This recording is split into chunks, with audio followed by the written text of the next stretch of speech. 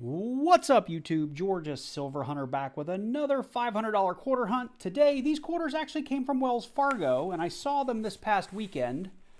They were sitting on the counter, and a customer apparently had dropped them off. I don't know where that customer got them.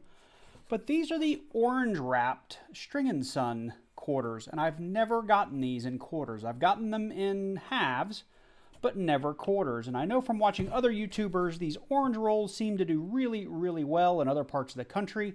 So I have my fingers crossed that these are going to be fantastic, and maybe we'll come across some more silver.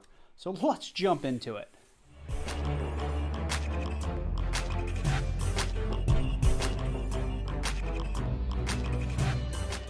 So as usual, I'm going to open up roll number one live here on camera while I remind you guys that I do have a document in the description down below that has all the various varieties, errors, and whatnot that I look for when I coin roll hunt. That document is free of charge. Feel free to head on down below in the description and give it a look. I have one kind of small one in there. That way maybe you can go along with us while we do this hunt, or if you're trying to do your own coin roll hunt, it will give you something as a starter reference for what you should be looking for. And mainly we are looking for silver, so 1964 and earlier. We are looking for West Point quarters, and that would have a little W mint mark right about here in the coin. And then there are an atrocious number of errors, DDRs, varieties, whatnot, in the latest state quarters. So we'll be looking for all of those as well. And if we have one of those, I will bring you in and show you exactly what it looks like in real life, so that if you can't find an example online, you can see one here on this video. So with that said, I'll keep going through these quarters, and I will bring you in at our first find. Well, it's been a really slow box in general. We do have 5 bicentennial Denver mint marks and 5 Philly bicentennials, and we got one really, really nice one in here. It's in really good shape. Actually got 1 or 2 that were in really good shape. But as you guys know, I say this in almost every video, that I do collect those and sell them by the roll from time to time on eBay. I did have one other find that I didn't bring you in for, and I'll show you up here on the big screen. We got another big die chip Washington error right there on the back of the head. That giant ball is not supposed to be there. But the main reason I'm bringing you in is it is my first of the new 2020 Philadelphia quarters that I've ever, actually it's the first one I've ever held. So first one I've found coin roll hunting as well, and you can see it's already got some circulation damage to it. I'm not a huge fan of the bust design, but I do think it's a really pretty quarter. The reverse I think is nice. It is nice that we keep changing the quarters from time to time. I'm just not a big fan of the ponytail back here. I think they could have done something more with it. But other than that, I think it's a really, really pretty coin. And just happy to have one here in the wild. I'll flip that up and mark that as my first ever 2022 Philadelphia in a coin roll hunt. So there we go. So I just cracked into roll 26, and on roll 25 we did find another 2022 Philadelphia. But I'm stopping here because as I pulled open the paper and it started falling out the other end because of the way it unwrapped. But we've got a silvery edge. Could this be 2 quarter boxes in a row with silver? Come on. Let's see. I haven't looked yet. Oh, I went the reverse first. Can't hold on to it. It looks like there's no mint mark. 1963. 90% silver quarter. The silver train continues. That is awesome. Hopefully there's a few more left in there too. I'd be really excited to see that.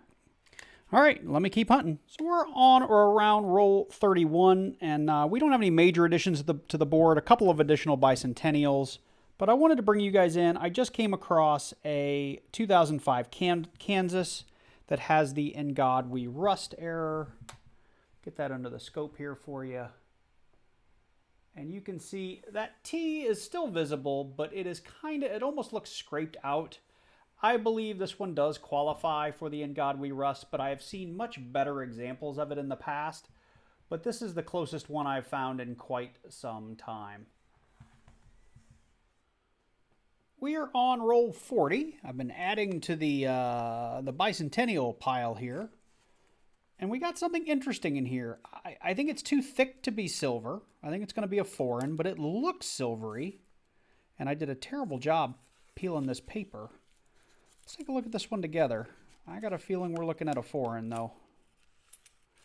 Yeah, we are. Let's see here. What year is it? It is a 5 new pence. Let me zoom in here.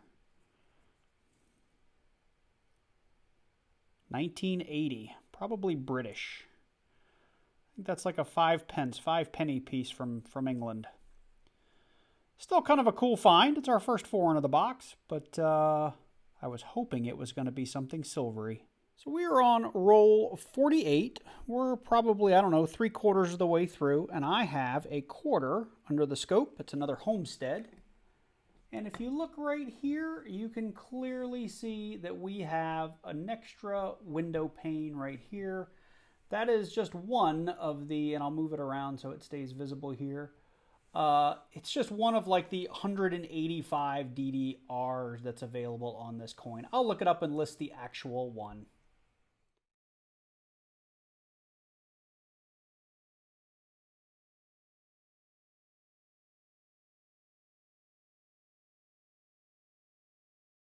So I was flipping up some of my finds from this last hunt, and in reviewing some comments from my previous video, I did get a comment from Mike Pallett, who reminded me that there was a die chip on the new 2022 Ps.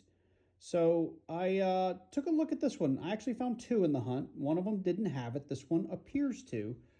Let's see if we can just see it right here with my camera without having to go into the scope. And I know we've got a little bit of reflection from the plastic, but I think you can see it right there. We do have that little bit of a die chip right there on the corner of Washington's mouth. So it's not a big one. I'm going to compare this against what I see on eBay, but we definitely have a little bit of a die chip. Now, in this design, the mouth does curve down, so there is a lip there, but you can see there is a little hunk of metal there. And I will go ahead and get this under the scope and see if we can see it a little bit better under the scope.